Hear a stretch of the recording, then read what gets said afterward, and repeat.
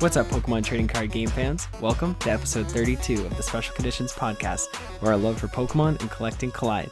Special Conditions is part of the Pokemon Professor Network, and today is April 27th, 2020. I'm one of your hosts, Adam Tuttle, and I'm joined today by not only Josh Brown. What's up, Adam? Hunter from Zaba.tv. Hey, thanks for inviting me on. This is such a great opportunity to be on another podcast with you too. Well, you know, we had you on for the Gotta Watch 'Em All, and we kind of introduced you there, but we gotta dig in, because since that time you have done a lot of things, and obviously we'll get into it. But on today's show, we're gonna get to know Hunter from Zaba.tv. Pickup of the week is kind of strange. I kind of picked up a blister and had some unusual packs, so we'll discuss that. Ooh. Question of the week, still not sure about it, but we'll get there. Card of the week is Boss's Order from Rebel Clash. It's going to be a game changer. Solid. Good choice. But Zaba, you're here. Introduce yourself. Where are you from? What do you do? Tell us about your brand. Fair enough. So yeah, I'm Hunter from Zaba TV, and I've really been at this for probably about 4 years now, making custom trading cards. Started on YouTube, found a niche, and now I work with, luckily, like 20 plus artists around the world making, I think, some of the best custom cards that are out there. And from that pool, I've also grown into a new pursuit, which I know we'll talk about. It's pretty interesting, but we're making our own trading card game to kind of compete with the existing ones out there. And similar to how we took what people are doing best in the trading card scene and made individual cards, we want to do that at the card game level and kind of customize the trading card world in that way. Oh, that's fantastic. Yeah. And so, you know, like you said, you work with a bunch of different artists. Mm-hmm. So when we had you on before, you had like a handful. Oh, yeah. And now you have so many more. So many more. How do you, interact and like connect with those people? Like, how do you get them on board? How does that all work? Lately it's been a lot easier, I guess. Once you have the first few in there and you kind of make a name for yourself, you have a lot more sway when you reach out to somebody that you've been admiring for a while. But at this point, it's like I will announce a new artist, like say Pokemon card art from TikTok. He has 500,000 followers on there, which blows my mind. First of all, TikTok, I always considered like the dark side of social media. Yes, I kind of still do. But at the same time, it's fun. But at the same time, you go on there and the Pokemon content is like untouched. We have a few PokeTubers on there, like Real Breaking Nate, Unlisted Leafs on there. But then the actual creators of art, it's almost non-existent. So the guy's taking a monopoly on there, 500,000. And now I'm getting card extenders reaching out to me all the time just from that partnership. So they kind of see it and they go, oh, wait, this is a thing. I could do this. And then I don't even have to really reach out to them. They just kind of show up in the DMs one day and we make it happen. That's excellent. And something new that Ken and I actually like noticed was a lot of card art people. They're messing with coins now. Mm-hmm. Yeah, he was the one that started that. Really? I like it a lot. I mean, it's simple, right? It's like 3 colors, and then you got a colored Magikarp on a coin. But I like the creativity of like expanding what we're customizing. He also worked on a tumbler and like a water bottle, so to speak, and then drew on that for his girlfriend, and that was really cute. I liked that. I don't know. I'm for it. Keep finding more things to customize, guys. So how did you fantastic. Get into like customizing the cards? Like, how did that like start out for you? And like these artists that you're finding, did they take a similar path, or were they more just doing the artwork and then you're kind of roping them into the customized card game that you kind of have on lock? There's a few different avenues. When I started, I was just sitting in my house one day. I had this video in my watch later on YouTube for, I swear, like 2 years. And I finally just sat down and went, okay, let's learn something new today. And there was one that was like, make your own amiibo cards. And I was like, nah, I'll watch that later. Then there's this squeaker, like literally this 12-year-old kid making his own custom card in the grass with a shaky cam. And he was spraying adhesive all over it and be like, yeah, this is how you layer things. I was like, oh, well, I mean, that seems reasonable enough. So then I went about it, found transparencies, got it all whipped up, and then made that tutorial. And, like 250,000 views later, people really liked it. So I kind of kept going with that idea. Maybe I should give some away. That's helping my YouTube out. And then people really caught on with that. And I was like, I think I need to make this a thing. So I just kept pumping out designs. Luckily, I reached out to Edwin Sand and Lou Numbra in the beginning. And Lou Numbra, I know she started looking out and seeing all these Magic the Gathering altars, but nobody had ever done Pokemon. So she just did the same thing. It was like, here's somebody doing something. Let's just shift it a little bit. And now you've got a whole new avenue open. And Edwin was just making artwork, but I saw his quality and I was like, wow, I've never seen anything like this. I have to have you on board. And luckily, that's been really fruitful. He's been one of my biggest designers on Nostalgix too. But some people do make their own cards. Rush for Tacos does his own Yu-Gi-Oh cards. But getting them roped into Pokemon's been a new one for him. That's really cool. Did you, going back as a kid, would you have ever... could you ever convince younger you that you'd be making customized Pokemon cards on a as your livelihood now? Is that wild to you to even think about? Yeah, I mean, I kind of take it for granted here and there nowadays, but back in the day, I never would have dreamed of that. There was one point I was in 3rd grade. Quick little fun story. I was playing tag with girls. I ended up breaking my femur. One jumped off the playground and took me out for 6 months. Oh, man. And prior to that point, I was playing soccer with kids. I wasn't really a jock or anything, but I was out and about. And what did I do for those 6 months recovering? I watched Pokemon VHS. I played the Pokérap, I rewound it, I wrote down every single one, I memorized it, and I think that was kind of the turning point where it's I'm going to start doing things indoors more. And yeah, thinking of where I am now, that's insane. I would have never have guessed. Right. Yeah, seeing you grow, from I said, from the time we had you on first, and watching you, I followed the journey of you leaving your job to become a full-time card creator. That was a whole decision. Yeah, and how has it been that transfer? Because now, with everything going on in the world, I feel like I'm not doing anything that I should be doing. It's mm-hmm. Weird. It's and here you were already kind of used to this, and you already have your business going, and I just feel useless. Yeah, and just watching you grow has been just amazing. You've got metal cards, you've got glow in the dark cards. You're pushing the limits, and just I want to know more about the journey and how you made that decision and that leap. So YouTube didn't seem like it was gonna really take off and be a full-time thing unless I had 100,000 subscribers. Then I could see that maybe holding ground and taking over financially. So once the custom cards caught on, I watched it every week, and I watched the sales, and eventually there was a hard limit on the amount of time I was putting into it and where the sales were. And I was like, well, there is that question. What if I gave it all of my time? Would it potentially double or triple what I'm doing right now, because I'm putting more time into it? And then I this is maybe a gray line, but I had this job where I was an advertising sales rep for a company locally, and there was a lot of downtime. You could absolutely work this job remotely, and they'd have us out in the city most of the day talking to businesses, and a lot of other people are going door to door, calling people, using all this time. But in my experience, I found ways to make that more efficient. So I ended up going home during that day, working on email, doing all my calls from home, but then still working on Zaba while working on my main job. So I kind of pushed them both for a while there.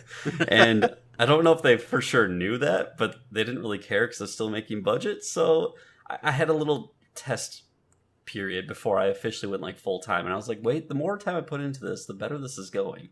And then finally I kind of saw the writing on the wall for the company, and it was in print advertising more, so they're still doing good, but it was getting harder and harder there, and I just decided to make the jump, and it luckily worked out. It's been going good now for just over a year. I've been making my own income full time. crazy, Wow. crazy change. That's right. That's like Yeah, every see- content creator's like just dream is to just make that plunge and have it work out. I think the biggest thing to overcome, like even after I quit that job, there was a game store locally, and I was like, I'll do you guys' social media. Like, take me on. Maybe I'll make some extra money there when I'm trying this out. And Zaba took so much time that I had to even quit them like 2 weeks afterwards. I guess like the biggest fear was, what if it doesn't work and I don't make enough money to pay rent? And the solution is you can literally get a job freaking anywhere.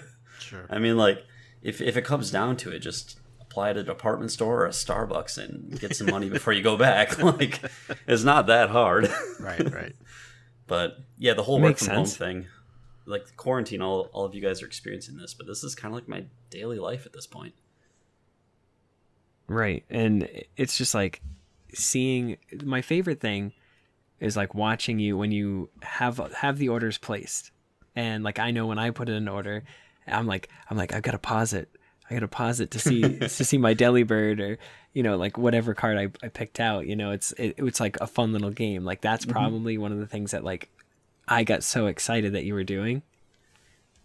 Cause you would show you like what's going out. This is what's been printed this week. I'm going to make sure to keep doing that then. I always debate, like, once I got them on the table, should I show everybody? Yeah, definitely going to do it now. Yeah, no, it's definitely fun. And it makes me want to sit there and, like, watch through them all to see, like, what people are buying and what they're interested in. I think that's, like, a fun thing to visually see. To see absolutely. where people are putting their dollars into, like, what art, what Pokemon specifically. Yeah, I think the tricky part for me is I've got this website and there's like over 2,000, maybe even 3,000 cards now. And there's not a single chance in the world somebody's going to find all of them, like, or know about them all. So how do I kind of expand people's horizons and be like, hey, I did this 2.5 years ago. Go check this out. I feel like kind of the pan over the orders does that for me. Yeah, definitely. And like seeing you evolve, not only as a Pokemon trainer, but seriously, like watching you, start do stuff with like metal cards and the glow in the dark cards and the crossovers and the ones where you flip them upside down and it's two different cards. Like, where do you come up with these ideas? I mean, some of them are honestly just, here's something I'd like to see. How do I make this happen? And some of it's like taking things that other people have tried in the past and then modernizing it. So like, I don't know what set it was, but Magic the Gathering had some set where like their planeswalkers would flip front to back. And I was like, ooh, that's kind of a cool idea. I wonder if I could put that in just like a front facing card. So then I got the Pikachu Mimikyu where it kind of like flips around like that. That one's so cool. Yeah, but then like later I had a Overwatch card where PD Pariah sent me this Bastion and turret form and also like walking. And I was like, okay, well, what about the GX attack flipping its form to like an ultimate, which would be the tank? So I had to think of some way to like make the card work, but without having two cards. And I was like, oh, just put it front to back like that Planeswalker. Done. And Pokemon's never tried it, but like Magic's been all over the place with templates. So kind of pulling some of those in really expands the horizons, I think. Yeah, the closest thing Pokemon's done is like the break Pokemon. Mm-hmm.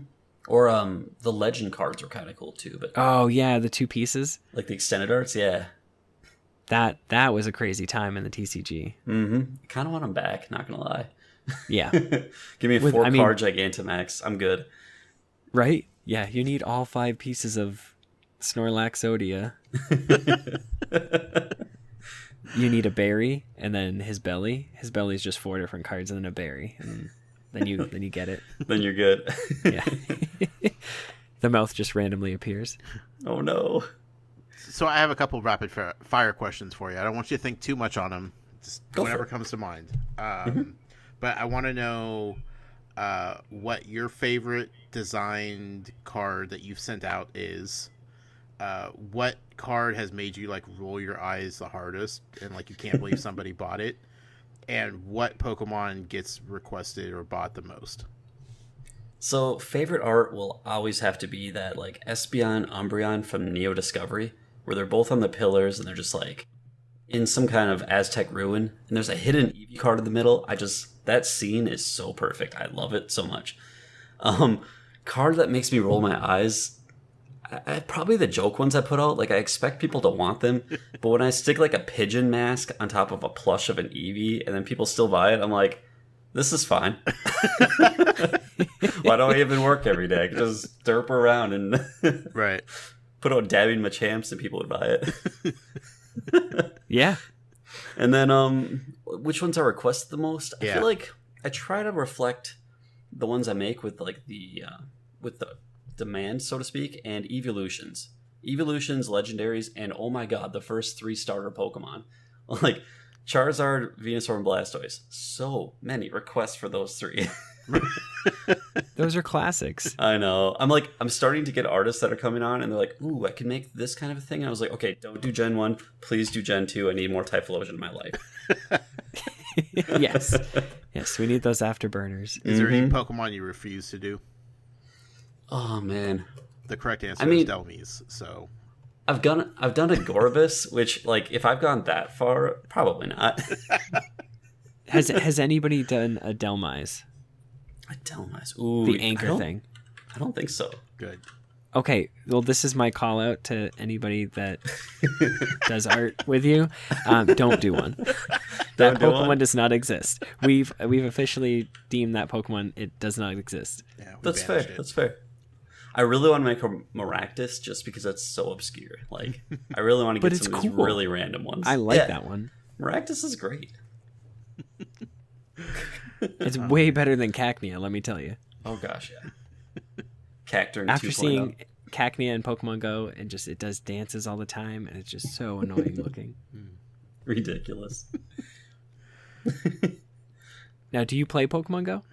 Or any other Pokemon games or anything? Yep, I feel like I've played Pokemon Go more than the average person, but I'm still only like level 34. Like I went to GoFest in Chicago. I mean, like I played it at Pokemon Worlds and got the Relicanth up there. I play this thing a lot, but yeah, still I can't hit 40.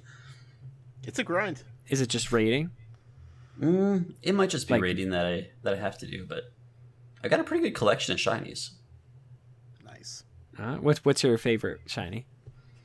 Favorite shiny, probably the Gardevoir. Okay. Just called it Widowmaker. That thing takes out Ultra Rank all the time.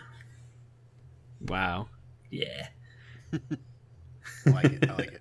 All right, so I know we touched on it, but take us into the world of Nostalgix. All right. Well, first off, if you guys want to learn anything about it, zaba.cards/Nostalgix, and that's Nostalgix instead of CS at the end. That kind of leads right to our Discord. You can see our ongoing process. But yeah, so essentially the same thing we've done with trading cards. I wanted to do that with a whole card game. And I guess kind of my dream job as a kid was always becoming a game designer. And I got funneled by college recruiters into like, hey, graphic design, that's close enough. Totally not, but I've somehow made it back to that point where I'm able to design a game, which is pretty cool. And I wanted to take my favorite parts of playing Yu-Gi-Oh! Magic, Pokemon growing up, and even Hearthstone nowadays, and make something new with the artist network I've got, because we're always bumping up against this copyright wall where it's like, what's acceptable, what's not? Is anybody going to get mad at us one day and just shut the whole thing down? And I kind of wanted to take what I've got now and get somewhere where I don't have to worry about that. Like everything I do, I can throw it on a Google campaign and sit back and relax and not have to worry about the wrong person getting wind of it or seeing it and being offended. And that's kind of where Nostalgix came in. So yeah, we've got a base set planned out, 162 cards. We're like halfway through making the art, and we just got the template finished. Maybe it'll be on screen if you're on YouTube. And it's playable. I've played like 5 games. I've lost 2 of them, which is fantastic news. Like, if you lose at your own card game, that means it's fair. Right. Yes. And we've got like 4 decks. We're aiming for 6 to kind of capture the general archetypes of players, like stall decks, burn decks, maybe a mill deck here and there, or like a healing one. And we want to capture every player's general trends and still offer some randomness in there and some playability for any of those people. Okay. Yeah. So it's taking in all these elements from other card games. Mm-hmm.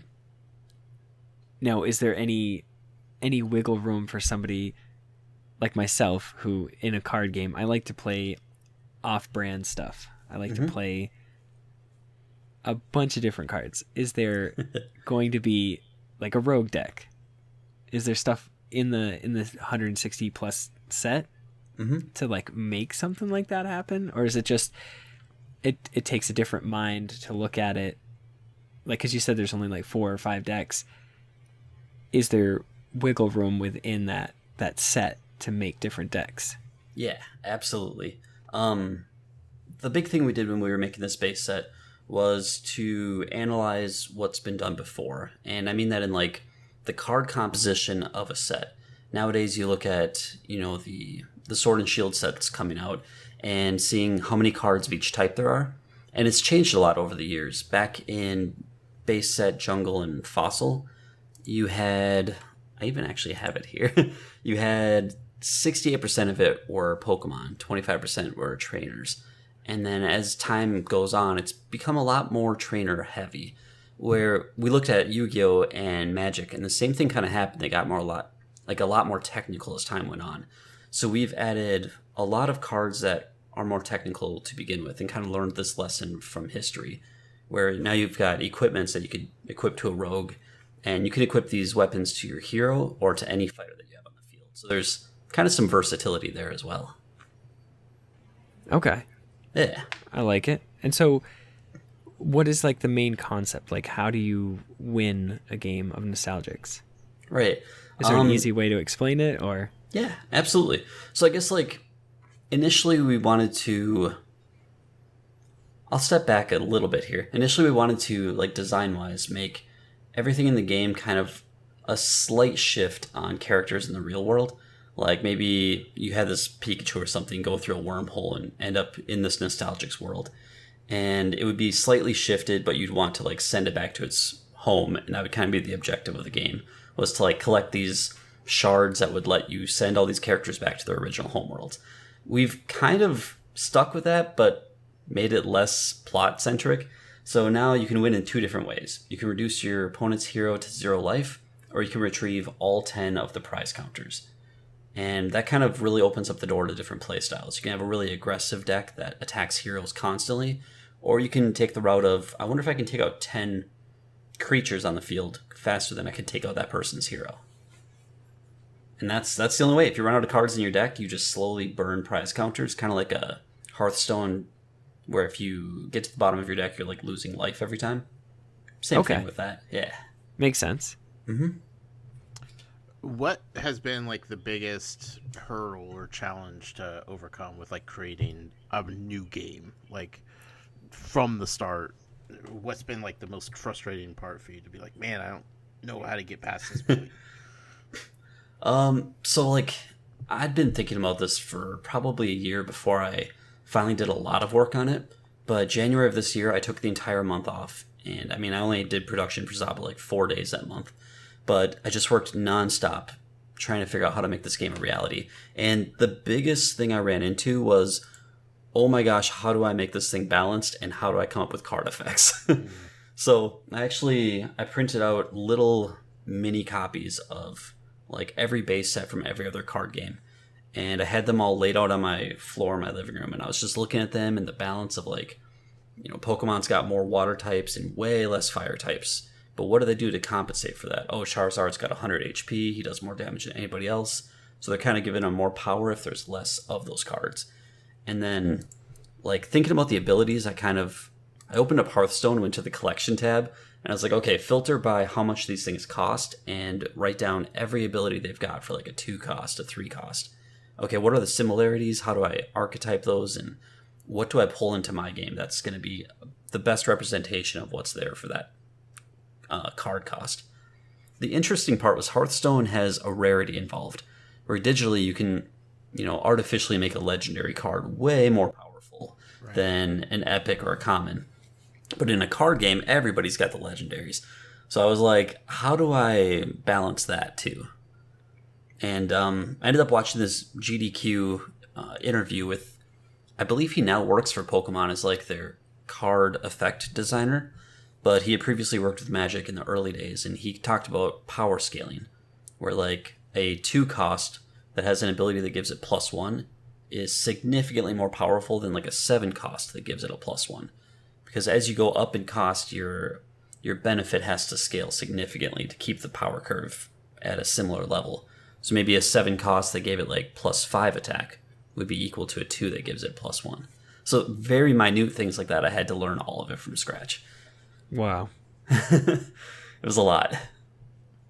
And so how do you feel about the game right now? Do you think this is gonna, like, you'll have everything like printed and ready? Like, do you have like a timeline? Yeah, so as far as that goes, I had an initial timeline of like end of this month to get all the art done. We've hit a snag with that as far as getting fighters done, but we do have, I think, like 80 of the 90 fighters done. After that, we've just got the spells, surprises, equipment, arena, and heroes, and that's less than half the number of fighters we have combined. So I feel like probably by end of next month, we should have all the art done. And then I've got Edwin working on the template right now, doing all these like hand-painted effects, which is looking fantastic. But once that's good, I should be able to hop in there June, get all the cards actually made. And that's when we're just going to go ham on social media. I mean, posting these cards every day for 162 days until we've got them all out there. That's rad. And then, that's awesome. In the meantime, I mean, like, we'll be looking at companies to print them. I'm already looking at the Game Crafters.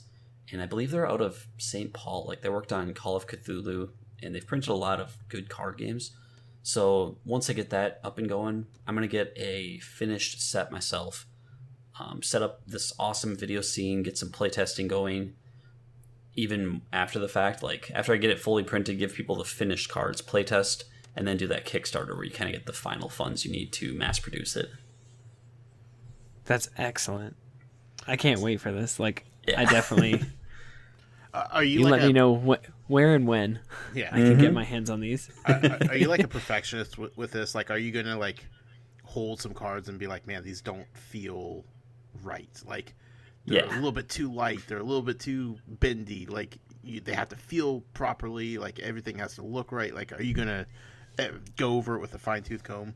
Oh yeah. Like, one company I really appreciate is Cards Against Humanity. Their cards just feel really good. Mm-hmm. I mean, they're a bit bendy, but like otherwise, that's a really good card. And Final Fantasy has a fantastic card stock. I don't know who they go through, but it's kind of that similar, like almost a woven card. It's really nice, but I want to get up there in quality and make it something that's not just like a throwaway 10-cent card.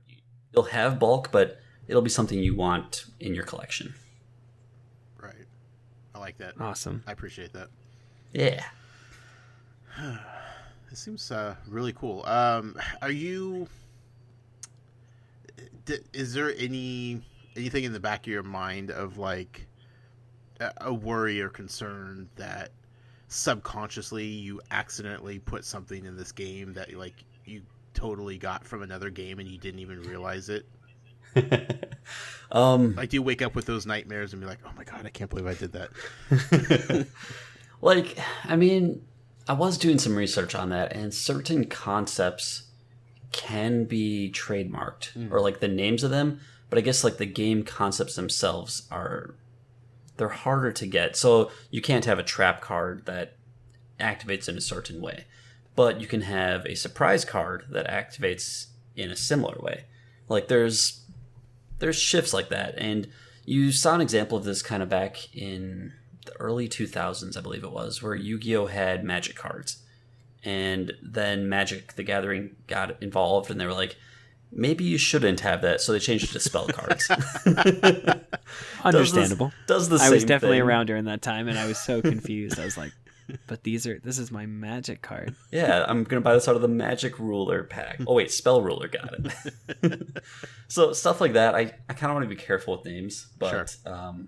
I feel like we have a pretty good blend. We've got arenas, surprises, which I just know when this comes out, somebody's gonna be like, surprise, and do the Samuel Jackson, and I ship that already. I like it. See, and I feel like somebody's just going to flip it over and be like, surprise!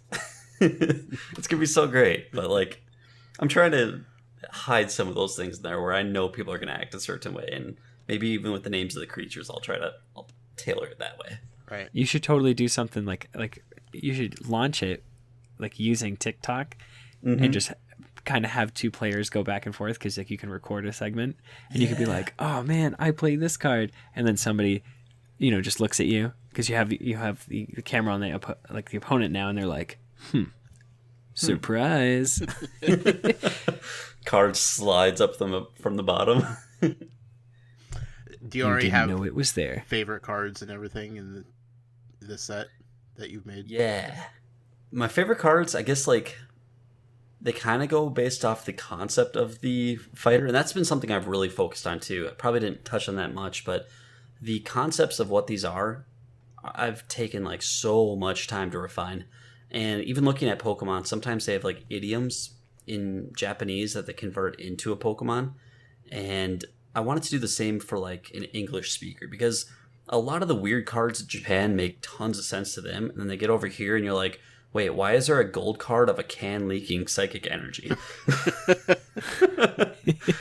And like, it makes no sense, but it makes sense for them. And I wanted to do the same thing over here. So we've got like a night owl, where it's this owl with kind of a techno looking face. Think of like a Galantis album artwork, if you know of them. That kind of a look, but like with an owl. Or even like a fish out of water. Ongoing name, we might change it, but we wanted something like that where we can kind of take those. Or like an elephant in the room. We're using a slime cube from D&D and putting an elephant inside of it, so it's like an elephant in the room. It deals damage to everything. That's cool. Yeah, so like things like this, we're trying to really capture that spirit and make it our own. I love it. Yeah. But favorite so far, I really like the Apple Demon trio.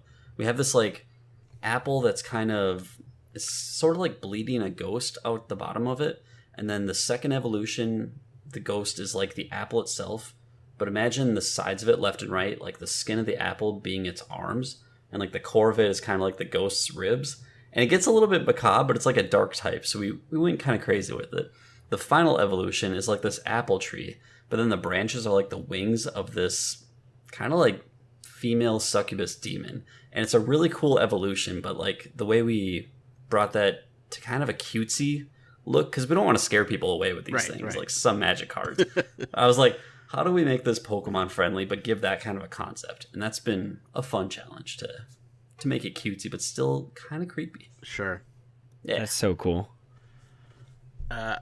One of my favorite things about Pokemon cards that I've realized since I started collecting last year is like the various types of artwork in like a specific set. Like you could open up a pack and there's 10 different types of artwork for 10 different Pokemon. Right? Is your game, are they all kind of the same style of artwork? Do you have multiple different styles mixed in? What are you doing with that? Yeah, so I've actually had differing opinions on that, but I like your approach, and I'm the same way. I open up a pack and seeing a Slowpoke against a really derpy background next to like a highly detailed Zekrom and Pikachu, that's really cool to see. Yeah. So I've got about 10 artists on this project right now, and that's bound to increase, but I wanted a broad range of artists and kind of give everybody in my network an opportunity to be involved, regardless of, skill level or medium. So you're going to see things that are like fully digitally painted. You might see something that's 3D or like a traditional artwork that we transition into digital. And even within that, just lots of different styles. Anybody using MS Paint? Not yet, but Ken would jump on that. If you got a good pro one. painter. Do you have any crochet artwork yet? Not yet. Oh my gosh, I really wanted crochet artist, even for the custom cards. Yeah. I have been looking for that for forever. You should get into contact with Shay Crochet. I think Shay that's Crochet. Yeah, I'll send you a link. Okay. Because I'll put it in the show doc too. I've been reaching out to people forever, being like, "Come on, crochet, give me something." I feel like you have to have at least one. Yeah. Agree. Definitely, and then it gives that artist something new to work on, like one of your characters, and then you can actually give it life. Yeah. You know what I mean? Mm-hmm. Totally agree. So sick. I'm excited. Okay, this and then awesome. yeah, this whole thing is like blown my mind because like I was in the Discord for a little bit, just poking around, and already just like seeing the stuff that you've sent us and everything that I found and all this discussion, like this game feels like wholesome. Mm-hmm. It's coming from a good place. Yeah, And I think I cannot wait. I really want to make it something people can enjoy, and of any age group. Like, kids will latch onto it, adults will latch onto it. That's what Pokemon does, and I want to capture that spirit again. The world needs it now more than ever. Yes. Right. Absolutely. Circling back to the cardboard. Mm-hmm. You have pushed the limits to metal. You've pushed the limits to glow in the dark, flip cards. You've pushed the limits of cardboard. What's next? Do you have any surprises up your sleeve? Yes and kind of yes. So I just saw something from a past partner of mine where it was actually a statue they're working on. And I'm not making this, but I am such a fan of this. He took like a Dark Magician card and had the Dark Magician popping out of it in 3D and like turned it into an entire statue. And I really like that concept. I've also seen like some people have made depthy cards, but like out of resin. And I think that could be a possibility. Like I'm always in the market for a 3D printer and a laser engraver. Like, get me a Glowforge, get me a 3D printer, and you're going to see some crazy stuff coming. Oh, that's sweet. My dad keeps being like, way back when we should have gotten one of these 3D printers and we could just print our own ideas and just sell whatever. And now you've got all these other people making these toys and geez, because Josh and I come from an Amiibo and Skylanders Toys to Life background. Uh-huh. And I know that you dabble in it a little bit. Oh, yeah. And like that's our background. And my dad always saw me like purchasing Skylanders and Amiibos and everything possible. He's like, why don't you just make your own? So because it's really cool. Yeah. Actually, I have recently figured out the NFC writing and like making cards that way. I've been kind of cautious with it because it's like making custom cards is one thing, but what's the rules regarding like an NFC code? Is that property? Are you able to recreate this, or is it just for personal use? I don't know. So I've been really cautious with it, but I at least have the capability. See, that's wicked cool. I did see your post with the Animal Crossing stuff, and I know my girlfriend would be absolutely thrilled. I just got to figure out which one she wants most. Right? Probably Marshall. I'm so glad I kept all my Animal Crossing Amiibo cards. Yes, I have all. Well, I only have the first series, but Yeah. I have all mine. I got like 2 packs of them and then went, yeah, I'm never going to use these. I'll just put them in a binder somewhere. Yeah. And now I'm like, I need that. Where is it? I have like 4 binders of them. I dug them out this weekend. I'm like, oh my god. And then I went on eBay and I was looking at them. I'm like, oh, people really want these right now. Uh-huh. I'm actually doing something kind of cool on Animal Crossing. I found this texture of like all the Pokemon Gold sprite art for like the routes and the cities. So I'm kind of trying to make my lobby like a whole Goldenrod City kind of a theme. Oh, that would be sick. I don't even have like the terraforming or like the mass texture placement, so I'm doing it one tile at a time. But it's going pretty good so far. That sounds awesome. Yeah, if I've learned anything from watching my girlfriend play Animal Crossing, it takes a lot of time. Yeah. It is Second Life, like all over again. Yeah. She really wants me to get it, and I'm like borderline I want to get it. It's just I don't know if I have that much. Like I haven't even completed Sword and Shield, so Ooh. Yeah. I just can't stop going back to the wild area. That's fair. It's those raids. They get you. And then I go to the nursery and I try to hatch a Delibird. Mm-hmm. Well, a shiny one, but I know.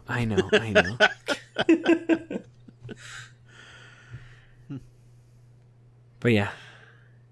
Well, thank you so much for coming on the show, Hunter. It's been phenomenal. It's been fun. It's been enlightening. Yeah, absolutely. We've learned a lot. I'm glad to be on anytime you guys want. Yeah, no, I think we should have you back when you're getting ready to go to the next phase to launch this. Yeah. Yeah. Yeah. Once I got like a bunch of these designed, which I'm thinking like late June, late July, that range is where I'll be just nonstop making templates, and I'll be really quiet on the Zaba side, and then you'll know something's up. Okay. Excellent. Well, we'll be here waiting, Yeah. ready to pounce, ready to support in any way we can. Yes, absolutely. I might have to work on that tonight even, because these guys might not tell you, a good viewer. But this is almost midnight. I have a coffee in my hand. I'm going to be up till 3 a.m.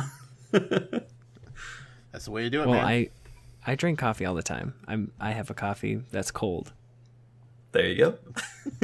but I'm still gonna finish it. I just bought it's like 1850. It's called Black Gold, and I'm like, I drink my coffee black, so if it's got gold in it, I'm a sucker for shinies. Oh, that's what I wanted to ask. Rarity. Will you have like secret rares? Like what Chase rarities variants. will you have? Definitely. Because Josh and I like hunting for Yeah. rare cards and shiny cards. So there's a little gem icon in the top center of the card that I sent you guys, and that's like our rarity gem. So we're going to have, right now we're planning for 4 different base rarities, but then at the legendary side, we're looking at possibly having like a different art style, or maybe even 2, and like a whole different printing method for those.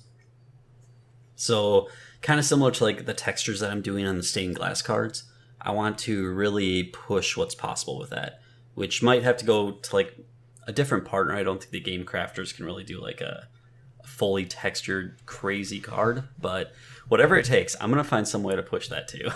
Hype level maximum. Yes. Yeah. Give us something to chase. Yes. Like, one that really stands out is Magic did this card recently, or like within a couple years, and it had like a lot of a black background with a silhouette in front of it. And I loved the way that looked. It was striking and kind of this luxury vibe that I've never seen from a card before. But if I can get something like that where it's just like it stops you in your tracks and you go, wow, that's different, that's what I'm aiming for. Yeah, to be honest, when you get a full art and you see that the whole card like in the pack, and you just know something immediately, is you're like, whoa, I got something good. Mm-hmm. That feeling, that's all you need. Yep. Something like that. Absolutely. We want cards that look so good we don't even want to play with them. We're just like, nah, it's too good. Yeah, You're have gonna you put seen a proxy in the Hidden Fates? deck? Oh my gosh, Hidden Fates was so good. Give us more. Right? Don't get me I'm started. still upset that I passed up on that Raichu box, because I did go back to Walmart, listeners, Adam. and it was not there. Oh, Adam. I had been staring at this box for like 2 months. I went up to Duluth just randomly, like in the peak of Hidden Fates hype, and there was a whole end display at Walmart just full of tins and full of Charizard boxes and stuff. I was like, is this normal? Are these common now? And now I regret like not buying more. Yeah, I'm sure they were gone the next day. Oh yeah. Like Elite Trainer boxes are $150 now or something. Bonkers. Bonkers. I still have Absolute one unopened on bonkers. my shelf. Want. Don't tell Adam. Yeah, because that one has that You one didn't also hear has your third Charizard in it. Probably. Oh no. He's got 2? Yeah. Oh. Yeah. See, I sold mine like a crazy person, but it was when the going was good, so Fair. all right, but where can we find you? Any mostly- shout outs, anything like that? Yeah, mostly on Instagram right now. You can follow the Nostalgix page, which is pretty dormant until we get these templates, but Nostalgix TCG on Instagram. Otherwise, Zaba Cards on Instagram. Or you can see any of our custom work at zaba.tv. Awesome. Fantastic. Well, thank you so much. Yeah, absolutely. Thank you, guys. We really appreciate it. And we still have a code going. It is Yep. Ketchum15 for 15% off. If you see anything that you like on Zaba.tv, please use it. Please tell them that we sent you. Whoop, whoop. Yeah. Don't order a Delmise. Yeah, Don't order Delmas. I don't think. Well, we don't know. We don't think there's one on there. So hopefully there is never one on there. Gonna make a point of making that tonight. We might have to boycott. Oh no. What's Nostalgix again? No, What? no. We are so hyped. We're so pumped for everything that you're doing. man, we just wish you the best of luck. Thank you. Yeah.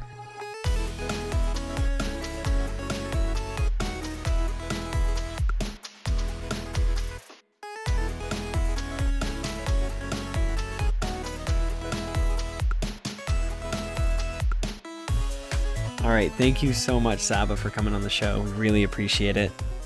Josh, man, so much good information. So cool person. Oh my gosh. Yeah, I'm I'm like, excited. my mind is blown. Yeah, there's a lot of cool things coming. I'm excited. You know what? I like creative people, man. Creative people doing creative things with creative people. It's very creative, in case you didn't know. Oozing creativity, Adam. Oozing. Ugh, gross. It's just so much. It's like positive or something. Ugh. No. So, moving on. Yes. What's happened today? We got a announcement that the format for the 2021 season is going to be team up and on, which realistically is no surprise. But with the rotation, we didn't really know what we were going to expect because this whole season got canceled basically. So right. Essentially this format was cut short and even shorter for the rest of the sets that could have been usable, up until August, So it's a little frustrating, but at least you get to clean out your binders early and sell those cards. Yeah, I saw the headlines this morning, and I was like, "Ooh, I wonder what this means. I wonder what Adam thinks of this." Like, it feels like it wasn't out of the blue. If they just said, "Okay, Sword and Shield only and up," like that would be wild, right? Yes. Yep. So, like, going as far back as like Team Up doesn't seem too crazy, but yeah, it does seem weird because there's no tournaments happening for a while, so yeah, it's kind of weird. The one thing I saw that I was kind of confused by, it said Hidden Fates is still legal. Pokemon or the Detective Pikachu are still legal. The McDonald's cards are legal. That's funny. Yeah, but like of the Hidden Fates, the Shiny Vault cards are not legal except for the Lycanroc. So I was very confused by that. That's in Team Up. The Lycanroc because that's a Team Up card. Okay. Yep. Yeah, I was like reading the list of like what's legal, what's not legal, and that one I was like, wait, why would that one stand out as far as all the other ones? Well, I mean, it is from Team Up. The Accelerock or whatever it has for its GX move. Gotcha. But this begins August 28th, 2020. Right. All right. So we're kind of gonna speed through just because the interview ran a little long. Yeah. I did get a 3-pack blister pack for pick of the week. Like I was talking about earlier, I got my first pack I opened. It was just a regular rare green code, and I got 3 extra energies. So I got 4 in total. Okay. So it was such a letdown. And then the next pack I opened on Gotta Watch 'Em All 91, I got a Cinderace. And then on Insta Booster today, I got another Cinderace. Hey. I'm just like, what? Well, aside from that, I did pre-order a booster box of Rebel Clash, so I will have that in hand on May 1st. Nice. So, super Friday. stoked. And moving forward again, question of the week, we're gonna bypass because we kind of asked Saba all those questions. Yeah. And just really quickly, a little housekeeping. This podcast is powered by Patreon. You can check ours out at patreon.com/PokemonProfessor, where you can support this show for as little as $1 a month. That $1 is going to get you access to our Patreon exclusive Discord, which is a fantastic place filled with fantastic people. And if Patreon isn't your thing, There are a few other ways you can help us out. If you're listening on YouTube, you can subscribe to the channel, hit the notification bell, and if you're listening via podcast service like Apple Podcast or Stitcher, you can take a moment to leave us a review, or you can follow the links in the description to our TCG Player affiliate link and buy cards that you're already going to buy. It helps the show out. Yeah, and you get cards. Exactly. And I just got my Butterfrees from last week, so You didn't talk yourself out of it? I did not talk myself out of it. Okay, I got 4 of them, and I'm Butterfree. All right, so today's card of the week, Boss's Order from Rebel Clash. This card will change the landscape of Pokemon forever. No, just for the 2021 season. Because if you remember back in the day for X and Y series, we had Lysander, which did the same exact thing. It does switch your opponent's active Pokemon with one of their bench Pokemon. Okay. It's a supporter card, so it does take up that supporter slot. But there's tons of other cards that allow you to draw cards, like Cinccino's Make Do, discard a card, draw 2. There's just other ways. Let's just say.